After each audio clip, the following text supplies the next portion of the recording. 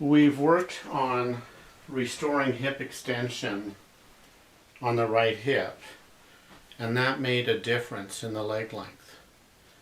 The leg length difference is much less now. It's about 5/16 of an inch.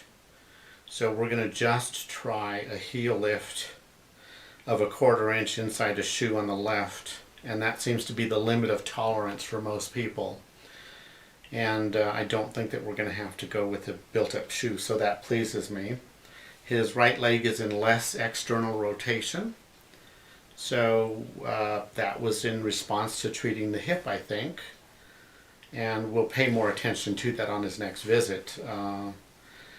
We had him lie prone, and we put foam, 2-inch foam, I'll show you that in a little while, under his pelvis for 5 minutes, and then I pushed on his sacrum for 5 minutes while he was still on that foam.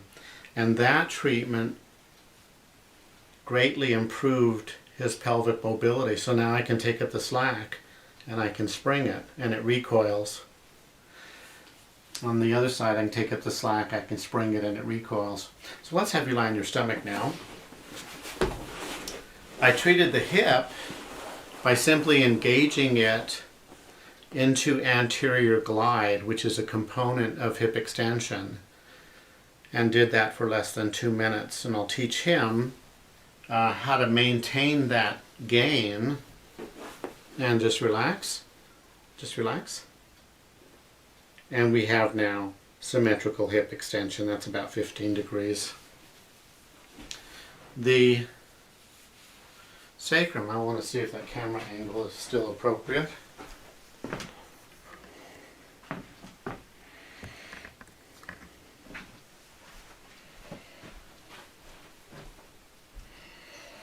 The right PSIS is here, and the sacrum is here, and the sacrum is deeper. I don't know if the camera angle captures that or not, but the sacrum is very prominent, and it is much less prominent, and now I can spring it. When I take up the slack on the sacrum, there's movement. When I spring it, there's a little give. I can see the movement traverse down to the heels. And here's inferior glide through the hemipelvis. I can see his heels bob up and down. Here's on the right side, comes very freely. Here's superior glide as well. So we have greatly improved mobility through the pelvis. And the sacral tuberous ligament is right here, and I can indent that. So the treatment that we did to gain the pelvic mobility was that I placed this 2x4 by 8-inch foam under each side of the pelvis. Let me go check my camera angle.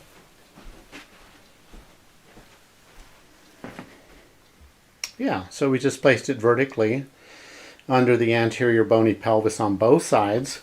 We did that for 5 minutes. And then to that, I placed a piece of foam over his sacrum and just leaned into the sacrum with somewhere between 15 and 30 pounds of force, and did that for 5 minutes. And that's what restored the play in the pelvis. In fact, his side glide mobility is much improved in response to that, and I'll demonstrate that in a little while. The coccyx was side bent to the left, and I corrected it by engaging the ligaments on the right side and pushing that for 3 minutes, and then engaging the coccyx itself and ligaments on the left side and pushing them to the right. I did that for 3 minutes, and now the sulcus on both sides is symmetrical. Let's have you lie on your back, please.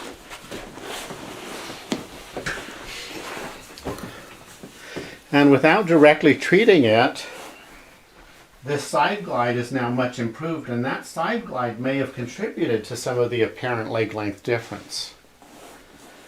So now we're, as I stated, we're down to about a 5/16 inch difference, maybe 1/4 inch. So we'll start with a 1/4 inch heel lift. Let's have you step down and move around. Just take a walk down the hall and then come back and tell us how you feel. Okay.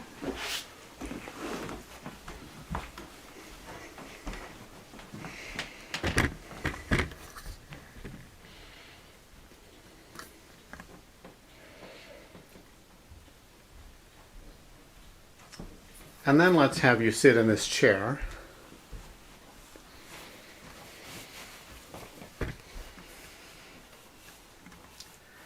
Your thoughts? Well, I do think I noticed something, especially when I'm walking. I think it kind of feels, it's almost weird, right? Because I'm not used to having my legs. I feel like there is a difference, and they've gotten closer. So, it's like I said, it's honestly kind of almost awkward just because I'm used to that Sure. difference. That coming back was like, oh, my legs are here. So, just a little bit, right? It wasn't like someone glued a wood block to it or anything, but I do think I feel the difference in my gait. Very good. Bit, so. Okay, and how about in sitting? In sitting? Let's see. I'm trying to think about that balance that we had when we put the foam under, and I think maybe I might be getting that a little bit more over here, where it does feel like I'm shifted maybe back towards neutral a little bit. So you feel a little more symmetrical in the pelvis? I think so. Yeah. We'd experimented putting some foam under the trochanters, noticing that in sitting his leg lengths were off as well in terms of the height of the tibia and the length of the femurs. And we experimented with foam but decided to approach the leg length difference first. We put a thick book, a 3/8 inch, half-inch book under the left foot, and that seemed to make a big difference in gaining symmetry. So good. I think we'll stop here and be curious to find out if this affects the internal pelvic in some way. Certainly by virtue of the fact that your sacrotuberous ligaments are softer, then the pelvic floor has to be softer. They have a partial attachment on that. And I think that we're off to a good start, and it'll be interesting to see how the pelvic symptoms change. I'm speaking optimistically there. Right. So we'll find out, and we'll see you in a week. Thanks so much.